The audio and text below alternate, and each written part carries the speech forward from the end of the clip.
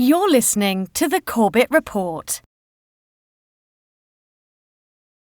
Welcome, friends. James Corbett here, CorbettReport.com, in a conversation that is being recorded on the 17th of December 2018. And today we're talking to Dr. Mark Skidmore of Michigan State University. He is the director of the North Central Regional Center for Rural Development, the Morris Chair in State and Local Government Finance and Policy, Department of Agriculture, Food, and Resource Economics, and a professor in the Department of Economics at MSU.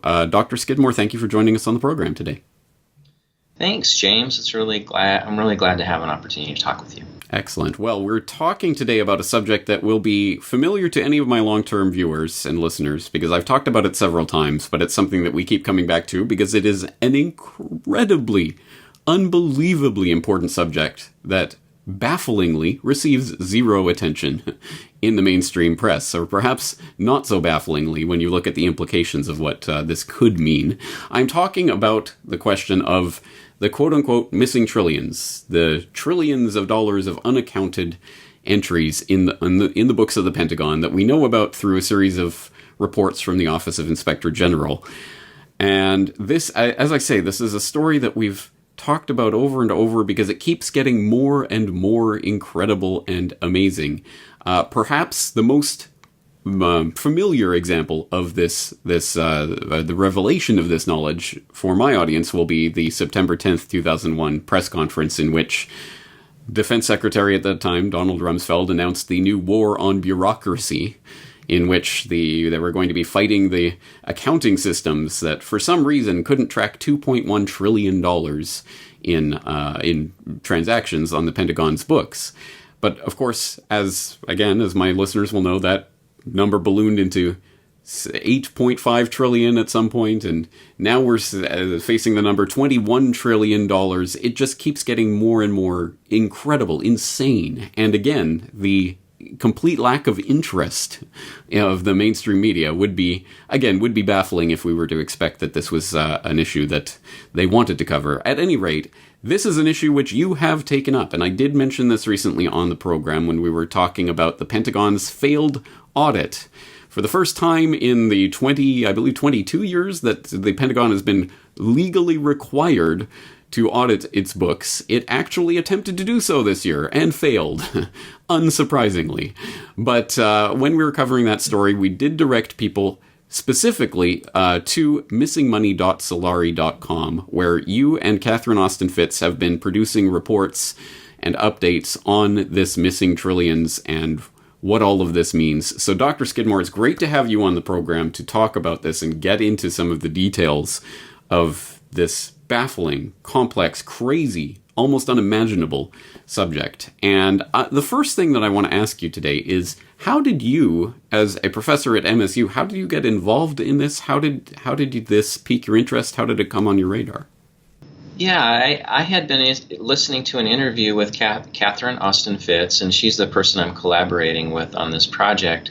And she had mentioned a report that was put out in 2016 for the Army's budget in 2015. And she sort of mentioned, well, the Army had $6.5 trillion in transactions that couldn't be accounted for. And the Army's budget is $122 billion in 2015. So it was like 54 times. And I have a background in economics, public budgeting, public finance, and I thought, that's impossible. You can't come up with that many transactions that are unsupported or transactions that can't be accounted for on a $122 billion budget. So, I've listened to Catherine on a number of interviews, and I thought, I really respected her, and I thought, but this cannot be right. And so I found the report myself. It bothered me, and I found it on the OIG website. I started reading it, and I was just astounded. And and there's a few details in there. It's pretty vague, so it's hard to pull out exactly what's going on. And that motivated me to contact Catherine. I said, well, let's just throw a couple of graduate students. We'll sift through thousands of existing reports dating back to pre-Rumsfeld era and just see what we can find. And we decided to focus on HUD, housing and urban development, which we found about $1 trillion of unsupported adjustments. And HUD's budget is much smaller than the DoD. And then we found, an additional 20 trillion for the DoD. And sometimes it would show up in an Army report or Navy or Air Force or overall. And they're incomplete. We only found a smattering of reports. The OIG doesn't do this every year. But it was just a huge number of a dollar figure, an astounding amount of money that could just somehow be unaccounted for in some way. So then the question is well, what does it really mean? And I've been trying to ask questions to get to that point. So I'll stop there, and then we can move forward after your response. All right, so you have arrived at this number, $21 trillion, which is the sort of the headline number at missingmoney.solari.com. And so this is gathered from a number of different reports that have been issued by the OIG over the years, and these are numbers that are gathered from these different reports and then added together. Is there the possibility that these numbers are cumulative, or that some numbers that are reported later include some of the numbers that were reported earlier, or these are completely separate for specific fiscal years? Well, for example, the most recent report came out for the Army, 2015, 6.5 trillion. And there'll be references in the report, well, we had to make these adjustments to account for some prior years. But there were several years for which there were no reports, and, you go back a few years and there was another report for so many hundreds of billions or $1 trillion here, $1 trillion there. And so it's not clear, right? It doesn't make sense to me that you would issue a report for, let's say 2007, and then somehow in 2015 there would be a reaccumulation. I don't think that's what's going on, although it's unclear. As so many other things in this story are unclear. All right, so let's talk about your attempts to try to clarify this. This seems like if the Office of Inspector General is issuing these reports, then there is some public interface with this data in some way, at least through the OIG. So they would be receptive to sharing this data in some form with researchers like yourself?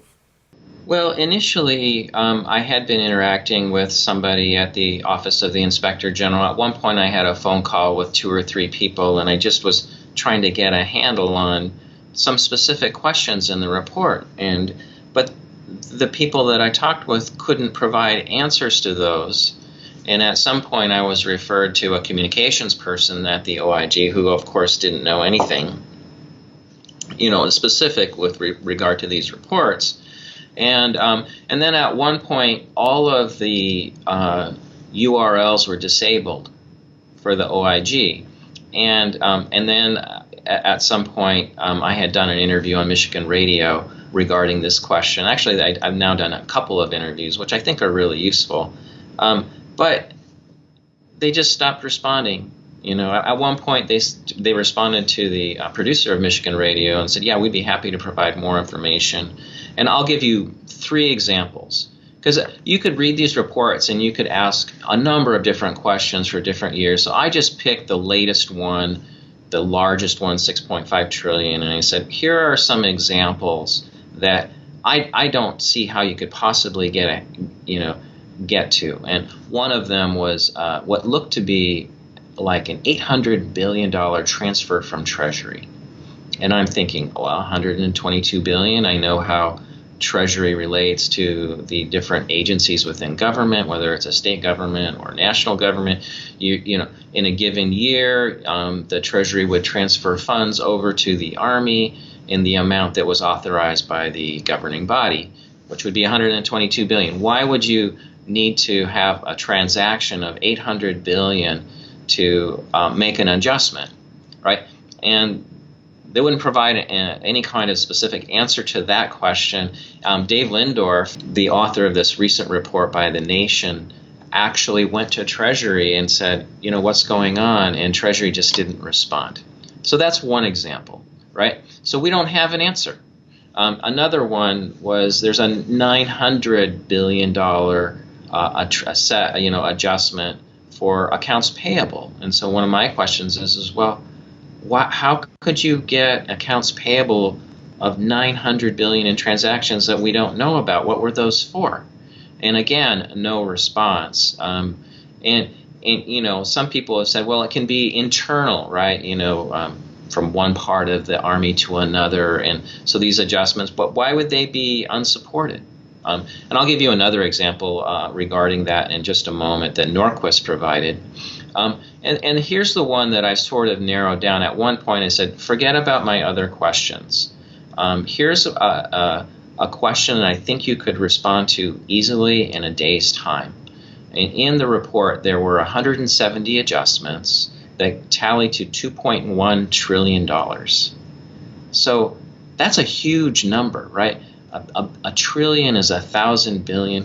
2.1 trillion is bigger than the GDP of India, and it's embodied in just 170 transactions. What in the world could that be for? Will you please just provide an addendum on your website or send me a spreadsheet so that we can all see what those adjustments were for? And they just stopped responding to any inquiry. And so I've been trying to pull on that string because I recognize that, if you go back all these years for different parts of the DoD or HUD, that no one person is going to provide an answer to that would satisfy what happened to 21 trillion in transactions, right, that are unsupported. But you could answer that question, and I haven't gotten an answer. So that's the kind of interaction I've had with the Office of the Inspector General. I've talked with the Office of Management and Budget, I talked with the GAO, but nobody seems to have any clarity on this. I've tried to reach out to lawmakers, and I get very little interest or response. So that's the kind of thing that has happened along the way that I can't make sense of. And then there was a hearing, a C-SPAN hearing with David Norquist, who's the comptroller of the DoD. And so this was on, I think, something called Metabunk, and Norquist was explaining, well, with the 6.5 trillion, there was a lawmaker asking, how could that possibly be? This is just crazy. And Norquist says, well, you have the general fund ledger, and then you have the property book ledger, and these systems don't talk to each other. And so when you have something happen on the property book, you've got to somehow reflect that in the general fund book. And so let's say you have a base closure. And he says, well, that could be in the hundreds of billions that you'd write down on your property book, and you have to reflect it over here. And that's the reason that we have 6.5. It could be hundreds of billions. And so I thought, well, I read the report. So I looked at the report. And indeed, there are about $160 billion in transfers related to property, transactions related to property. So that's a huge number just for a change in the property book. So it doesn't say what those were for. But even more importantly, that's only 2 or 3% of $6.5 trillion. There's a whole set of transactions that are unsupported that Norquist just completely ignores, and nobody asks any more questions, and that's it, and that's the explanation, right? Clearly inadequate, and is he being deceptive? Did he lie? If he were in the court of law, would he have lied? Well, he didn't say something that was untrue. It was just totally incomplete, and nobody asked any questions. He just explained maybe 2% of the problem, maybe. Yeah. Right. Yeah. I'll throw the link into to that video that you mentioned so that people can watch it for themselves and make of it what they will, but keeping in mind that they are talking about $6.5 trillion specifically in that specific instance of unsupported transactions, and he gives an explanation which, as you say, if you drill down in the numbers, might support to 160 billion or something like that in that range. Yeah, so. It's 164 billion. So, all kinds of things like this have happened along the way, and it's like, what if this is just accounting gimmicks? If you read the reports, I'm just going to read some of the explanations, that are embodied in this report. failure to correct system deficiencies, incorrect data entry, omission of restated balances, erased records, budget execution adjustments, poor existing systems, complexity of operations and contracts, transactions counted multiple times that are unsupported. I want to talk about that one. Changes in the property book, which I just explained. So these are the kinds of very vague general explanations. And, at this point, when I heard, I didn't know about the Rumsfeld thing right before 9/11. It kind of disappeared very quickly, right? But that's the last time it really got a lot of play in the media. Back in 2016, I think Reuters had a piece about the 6.5 trillion, and it just sort of showed up and disappeared. Nobody made a big deal of it. And I'm thinking, this is so huge. Why doesn't anybody want to look at this? So I just said, well, I'm willing to ask some questions. I have a background in public finance. If you look at at the state level, the budgets of New York, California, and Texas, that's about $600 billion, right? And they have very complex systems. They have intergovernmental transfers to schools and municipalities. They have vast geographies, own land and capital, and they have to make all of this work. And every year they come up. It's not to say that things don't happen at the state level or local. We know shenanigans happen all over, but these states produce auditable reports, and they don't have adjustments of this magnitude. Typically, these unsupported adjustments or transactions that can't be accounted for are just a small fraction of authorized spending. How can it be many multiples? I don't understand. All right, well, I'm trying to wrap my head around this from my layman's perspective, where I have no training whatsoever in public finances or how this works. So my initial thought would be that, for example, if there are these entries, $800 billion from the Treasury, received, then if we are to take that this is possibly actual funds that were received from the Treasury, if that were true, wouldn't that be reflected somewhere in the Treasury's books? Wouldn't we see this from another angle somewhere? Wouldn't that give credence to the idea, well, this is just made up nonsense that they're plugging into the books? Wouldn't there be some other way at seeing if this is real money? James, none of this makes any sense. So, Dave Lindorf's conclusion was, in the Nation article, is that these unsupported transactions that we can't account for, are done purposefully by the DoD in order to obfuscate, and so it's so vague and unclear, nobody asks any questions, and they're able to negotiate for increased spending amounts every year. That's his conclusion, and I don't agree with that conclusion. I don't know how you could possibly conclude that.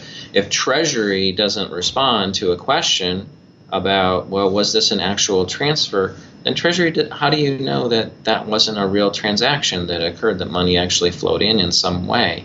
I don't know. Similarly, if the OIG doesn't provide any information about these 170 adjustments, why would the Army make those numbers up, right? Or how could it be that these they're just erroneous transactions, that there's system problems in those huge amounts, just 170 transactions worth $2.1 trillion.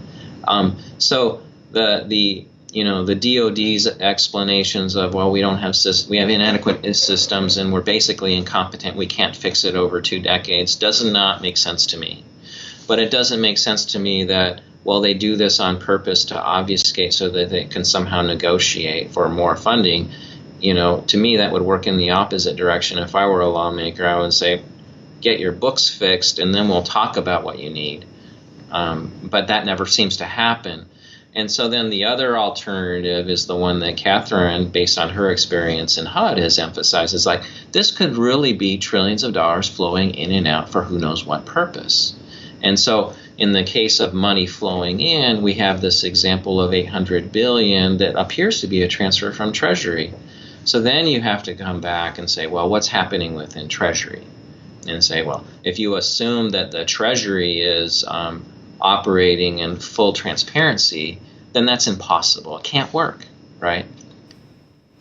Yeah, well, that goes down to the heart of how, again. I know nothing about this. How if the Department of the Army or whatever is supposed to get 122 billion, how does that transaction take place? The Treasury cuts a check for 122 billion, and the Army goes and cashes it. I mean, how does that actually happen? I'm not sure exactly how that would happen, but usually there is a regular transfer of funds from Treasury to whatever, if it's a state government's treasury to various agencies or the national government. And so it would be over the course of a year a transfer of 122 billion of authorized spending, and there wouldn't be any more transactions. So I don't understand, even if it's erroneous problems within the Army, why you would have a transaction of 800 billion that somehow is connected to Treasury.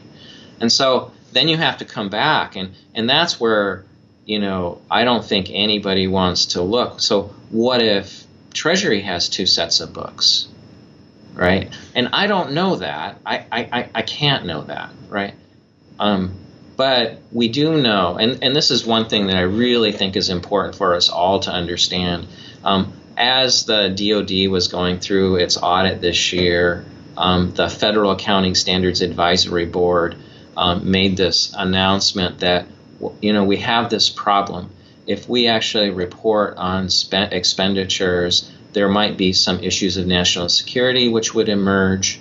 And so one option, and this has been the option that has been taken in the past, is that you would redact certain expenditure items and it would just be blacked out, right? But they said, well, we're not going to recommend that. What we're going to recommend is this, and this is astounding. This is a huge change. It's so important. They said, we're going to allow a certain group of people within government, a small group of people, whoever they are, to determine what a national security issue is. And those same people will then be allowed to restate budgets and actually move funds from activity A over to activity B, and it affects a bottom line. And so now, so that was a recommendation, and every single department within government, except for the OIG, did not like this solution. But everybody said, even HUD said, yeah, this is a great idea. That way we can just, present to the public a budget that looks good. But it's fake, and we have no idea how much money was moved around. Right, and they will never tell us. Well, so repeat that. That was a recommendation that was made that was adopted and is now the law of the land? It was adopted on October 4th, just in time for the summary results of the DoD audit. So they failed the audit, but they were able to use this ruling in their reporting, right? So a reporter was asking me, well, what do you think of the audit results, et cetera? And I just said, well, with this new rule where you have a fake book, financial statements that is presented to the public, and then the real one, which remains hidden only for a few people to see, why would I waste my time looking at this? I have no idea if this is legitimate or not, or reflects any kind of real spending. I don't know. And that applies to every department of the federal government? Yeah. That's, that right there is kind of the story of the millennium.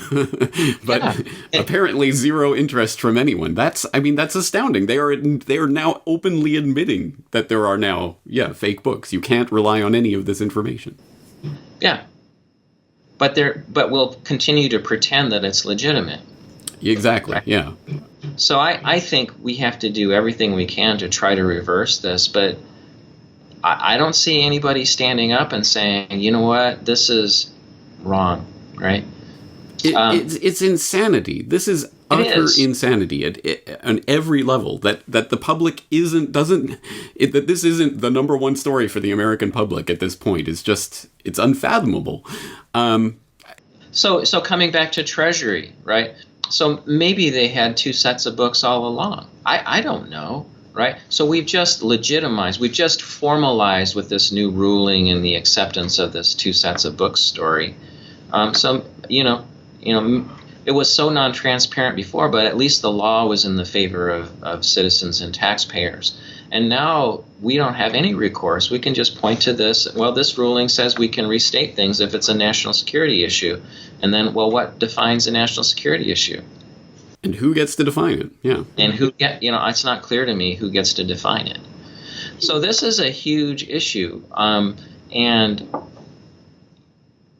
I'm at a loss. I'm like, well, how do we support our conversation keeps coming back to that phrase of yours. Well, we don't know for sure, or I can't say for sure. What can you say for sure? What do we know about this problem? That's a good question, James. I've thought a lot about this, and there's something authentic happening at the OIG when they produce these reports. They're saying, you know what, we're taking a smattering of what's happening at Defense or HUD, and we're finding some huge adjustments that transactions that can't be supported. And by the way, this is kind of interesting, is the OIG just provides a sort of summary overall statement. In these reports, there are also trillions of dollars that were supported. And so Dave Lindorf was asking the OIG, well, what does that mean when there are trillions of supported adjustments? And the OIG just said, well, we don't actually go in and look in detail. What we do is say, well, were those transactions approved by the authorized personnel? So in addition to all of these transactions that were not approved by authorized personnel, we have additional trillions of quote-unquote supported adjustments, but the OIG hasn't actually gone in and looked in detail. They've just said, well, somebody at a high level said this was okay, right? So I've tried to be consistent in my assessment because I'm not an insider. I happen to know something about public budgeting. I seem to be naive enough to ask these kinds of questions and say, I don't know. I want to know, how can you get $2.1 trillion from just 170 transactions on a $122 million budget? It makes no sense to me, right? And so, does it make sense that these systems are so archaic? Well, no. And by the way, the systems were designed primarily by Lockheed, right? So we have this conflict of interest, and about 2 years ago, that portion of Lockheed's business, these financial systems that they create and manage, was spun off to another entity. So, that doesn't make sense. Tell us a little bit about that story. So the financial systems that the Pentagon are using were supplied by Lockheed Martin? Yeah, for many years. And not just that, they provided the systems for HUD as well. Catherine Austin Fitts tells a story when she was Assistant Secretary of Housing and Urban Development, how she wanted to get more transaction level information about the assets that were, in the portfolio that she managed, and she was unable to get them. They said, well, you don't have access to that. And so how can one make, decisions if you don't have access?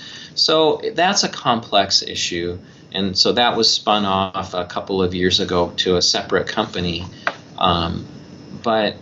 Which raises the question about the old canard that has been floated around since this issue first arose, that, it's the legacy systems, they don't talk to each other. Literally now for 2 decades they've been using this excuse. And I don't know, I don't have the numbers off the top of my head, but I've seen large numbers being thrown around in defense appropriation budgets for years and years. We need another however many tens of millions in order to update the systems and get them talking to each other. We need another 100 million for this audit. How much did the audit cost? Was it 900 million? Am I getting that? I don't remember off the top of my head. I'd have to look, but it was many tens or hundreds of millions. So a lot of money for a failed audit, which the Pentagon thinks it should get credit for at least going through that process. For having tried to do it, they felt like that was a real accomplishment. The system's not talking to each other. I mean, think about state government, for example. They will make some sort of property-related investment to a municipality through a grant to buy, say, a fire truck. And so the city will then purchase a fire truck with that funding, and then the local auditor will verify that that transaction was made in the right amount, and they'll have a summary report. They'll submit that usually in paper, maybe electronically, to the state government, and the state government auditor will say, yes, indeed, City X spent the money in the way it was supposed to. The systems don't talk to each other. They just are able to, verify it through appropriate methods. And so I know that the Army, for example, has many bases all over the world, and each base has to be managed. So it is complex, but I think it's possible to do this without many trillions of dollars in adjustments.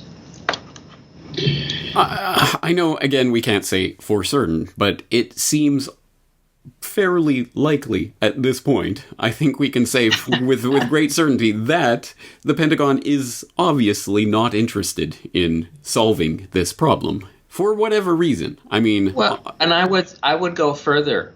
I would say that lawmakers are not interested in solving this problem. Treasury is not interested in solving this problem. Dave Lindorf's article came out, and I don't necessarily agree with his conclusions, but it legitimized the fact that $21 trillion is indeed missing. There are transactions that can't be accounted for. I wonder, has anybody started an investigation? Are we going to have any hearings under oath to find out what's going on with some of the, really going in and looking at specific transactions? And if there's some layer of inappropriate activity, then somebody should be held accountable. Somebody should probably go to prison, right? We're talking about gross, ethical violations, right? And yeah. Well, again, this couldn't possibly come down to one person. I mean, this has to involve multiple people at multiple levels. Again, it's insanity. It's utterly I cannot process how this could be going on and not be one of the most pressing national security concerns in and of itself. Clearly, if we're talking of tens of millions of dollars, I can't even say the word, tens of trillions of dollars that can't be accounted for. We don't know what it means. And no one is talking about it. There is no congressman or senator that's taking this up as a crusade. It's not in the news. Again, and part of it is that the numbers are so huge, it just sort of flies away, right?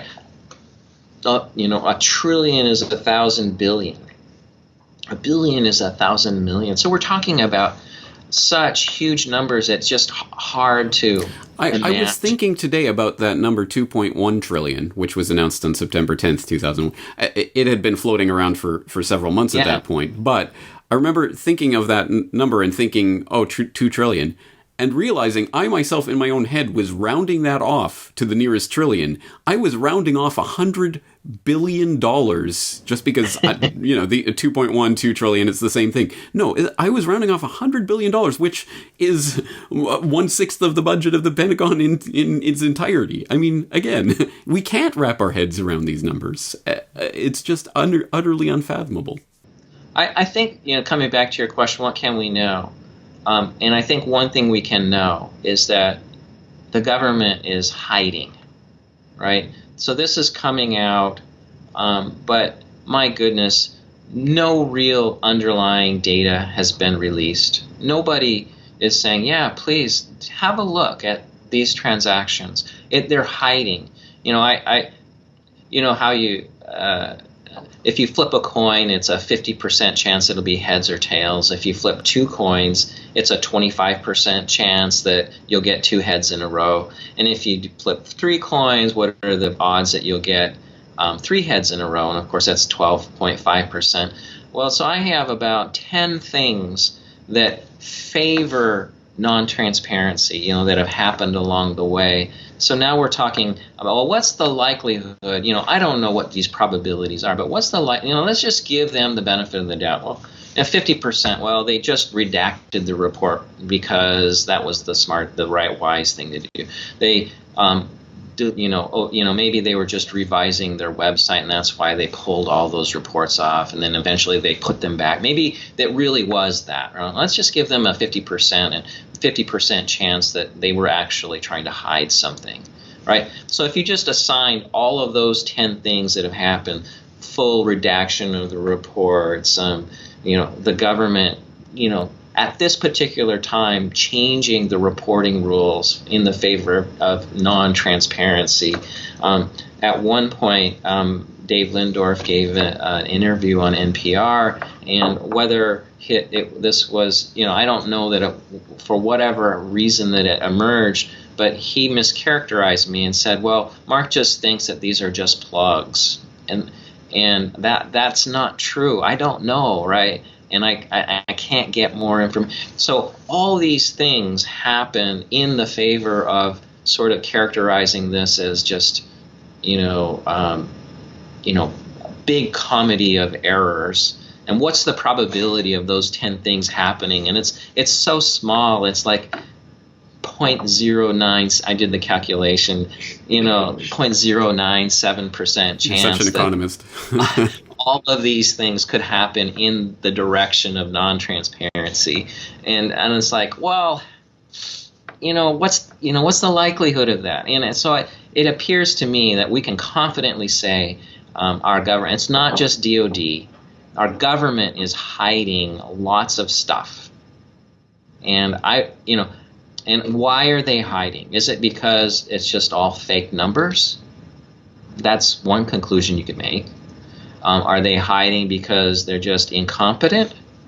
That's another conclusion you can make. Are they hiding because there's a whole lot of stuff going on, far more spending on who knows what, that could have real global implications and implications for the financial markets? And right. Well, let's get into that. As you say, you're working with Catherine Austin Fitts in this. Obviously, it's Solari.com, and this is missingmoney.solari.com. What is Catherine's take on this?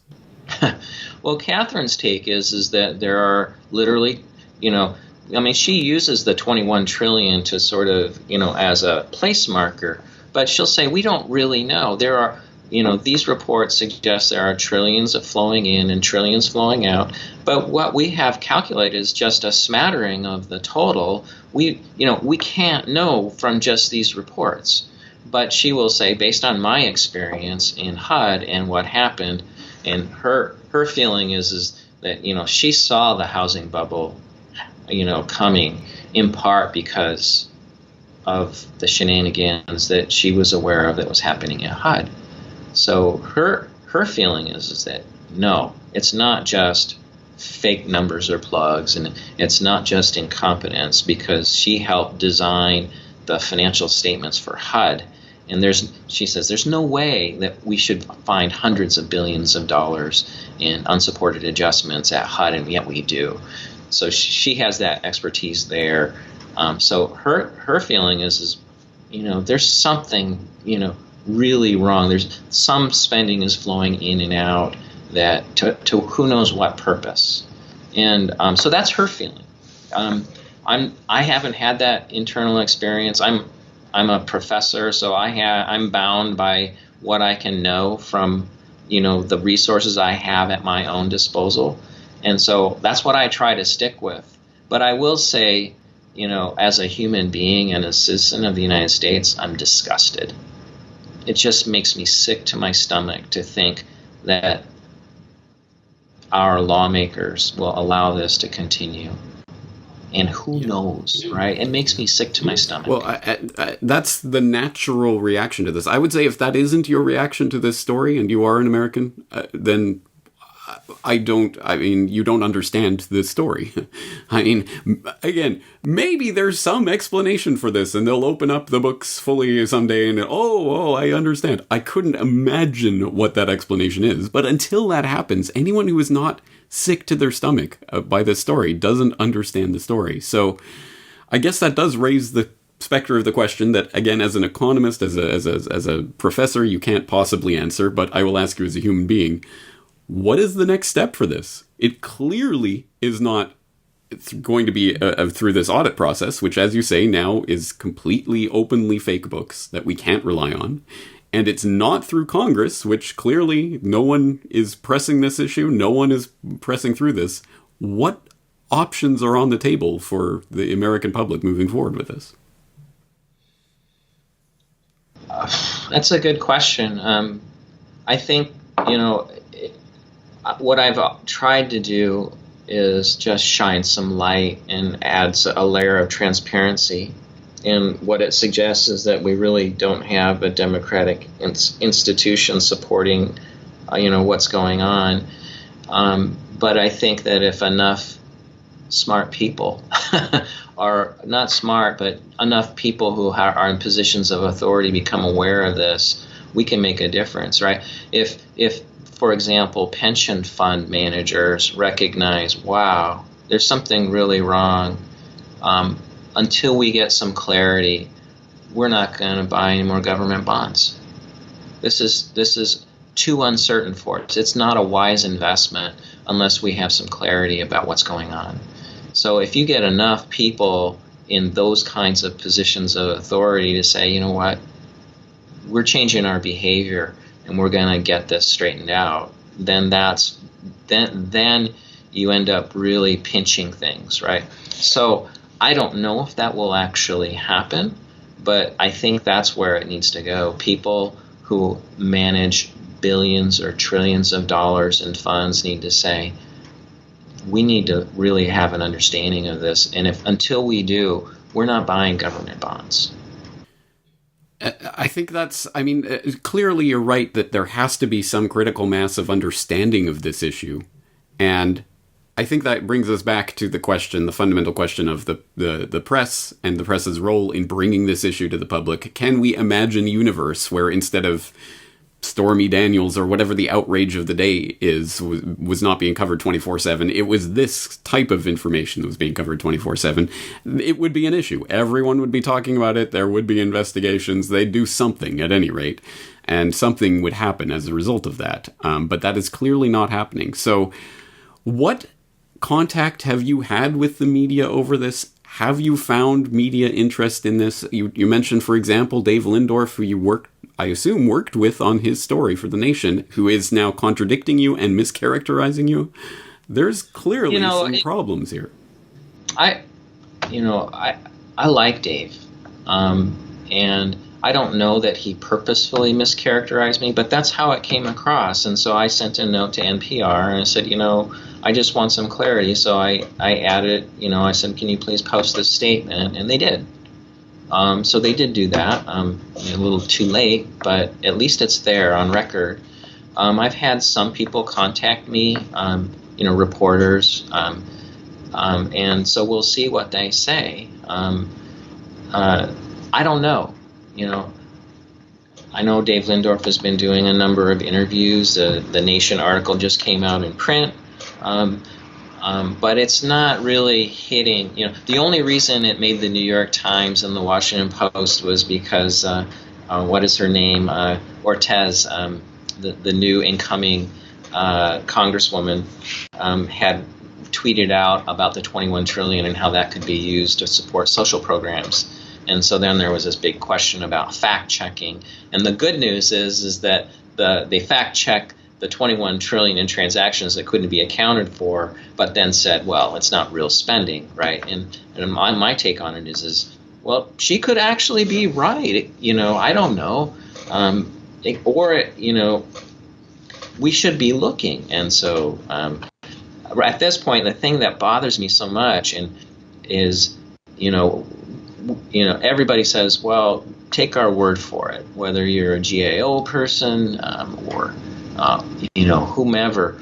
Well, it's not really that. And it's like, well, just provide a little transparency.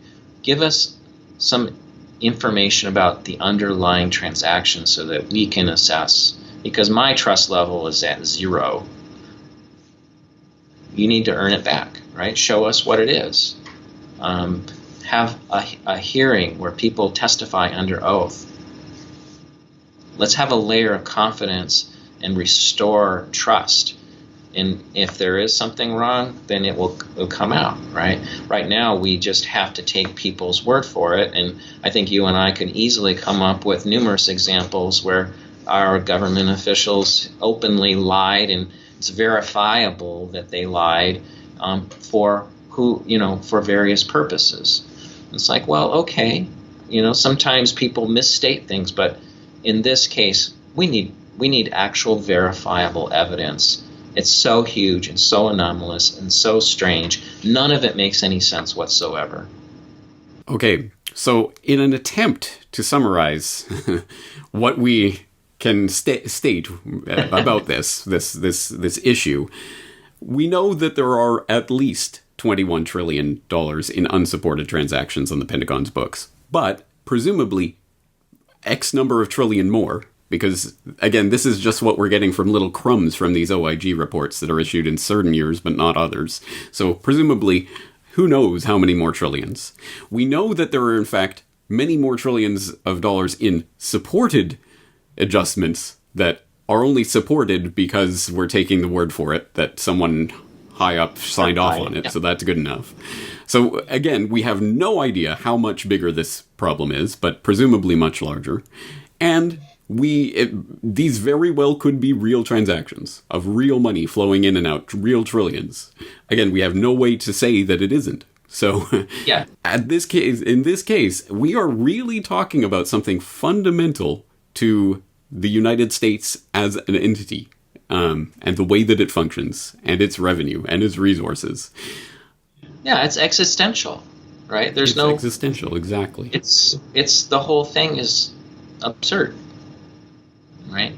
And you can do all kinds of calculations. Like, let me give you one last example. Let's say it's multiple counting. That's a common thing that people say. Well, we have our systems that don't talk to each other, and so a single transaction can be counted multiple times on both sides of the ledger as we move through the system. So the Army, for example, we found 11.5 trillion over this period that we looked at of transactions that couldn't be accounted for. Well, we know from other sources that about 40% of the Army's budget is for labor, for personnel. Though that's easily tracked, right? We have a Social Security number, we have money flowing out to people, benefits going out to people, right?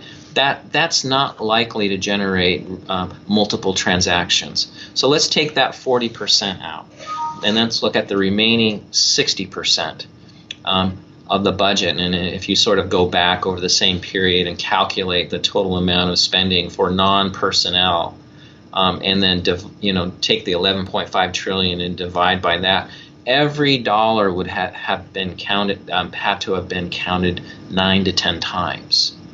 And I'm thinking, I just need to see the underlying data in order for, if that's the reason for this mass, show me, because I don't buy it. All right, well, I think we will have to leave this conversation in this state now, because there's really, as we say, there's so many things that we don't know, and people who presumably should be providing this information to at least interested researchers like yourself are not doing so. So it's, again, an unfathomable situation. We will be directing people to a number of the resources that we've discussed here today, including, of course, the missing money page at Solari.com, and the link will be in the show notes. But are there any other resources that you want to direct people to, or any other writers or anything else that you want to bring to people? The missing money at Solari.com is a great resource. It has some summary thoughts about, some of these questions that we're asking, and sort of updates along the way. It has all the original government documents. We pulled them and put them all in one location. We indicated the page number where you can actually go in and read the amounts of the transactions that couldn't be accounted for. In addition to that, I think there are 2 articles I wrote with Lawrence Kotlikov in his column at Forbes, and I think both of those articles are useful.